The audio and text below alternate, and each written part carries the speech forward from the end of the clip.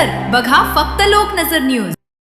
अकोला जिल्ह्यातील श्रीमती धनाबाई उच्च माध्यमिक विद्यालय बाळापूर येथील कर्मचारी रामेश्वर शिवलिंग अप्पा बाळापूरकर यांच्यावर खोटे व बनावट जात प्रमाणपत्र सादर करून नोकरी मिळवल्याचा गंभीर आरोप करण्यात आला आहे।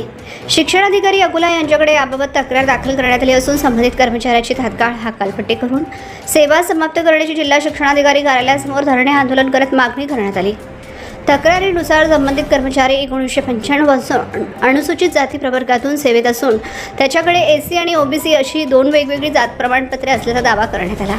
तसेच नियुक्ती प्रक्रियेत नियमांचे उल्लंघन झाल्याचा आरोपही करण्यात आला असून प्रकरणाची चौकशी करून कठोर कारवाईची मागणी होत आहे। मी सुभेदार रमेश हातोले, भारत मुक्ती मोर्चा संयोजक बाळापूर।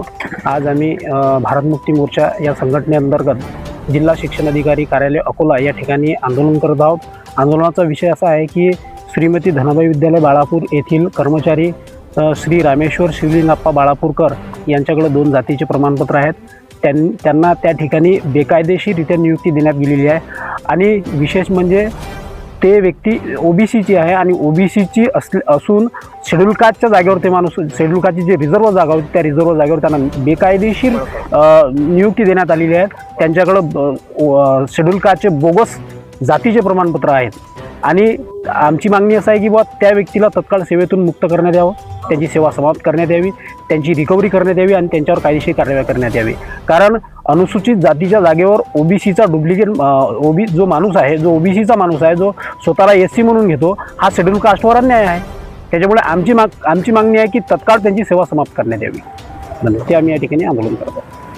मागण्या नाही पूर्ण झालं तर हे जे आंदोलन हे कंटिन्यू सुरूच राहील। जोपर्यंत आमची मागणी पूर्ण होत नाही तोपर्यंत आंदोलन सुरूच राहणार आहे। हे शृंखलाबद्ध आंदोलन आहे आणि याच्यामुळे वेगवेगळ्या टप्प्यामध्ये आंदोलन सुरूच राहील। निवेदन आम्ही दिलं होतं 27/3ला। त्यांचं म्हणणं असं आलं की बाबा सदर या प्रकरणामध्ये मी काही करू शकत नाही, हे प्रकरण माझ्या हाती नाही आहे, हे शिक्षण उपसंचालकाच्या हाती आहे, ते जसे निर्देश देतील त्याच्यावर आम्ही कारवाई करू।